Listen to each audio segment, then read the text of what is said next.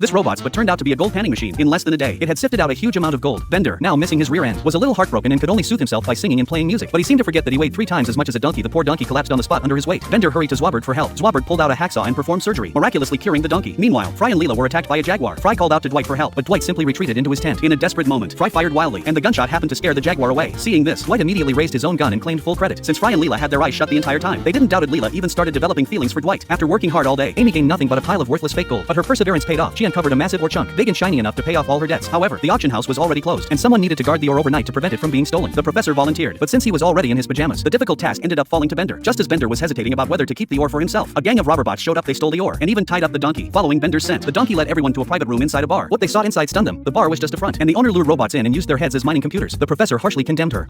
It's pure evil. Hardly. I donate all the proceeds to a local orphanage. A tiny locked room was no match for Bender, because he had a donkey that could dig tunnels, a natural mining prodigy.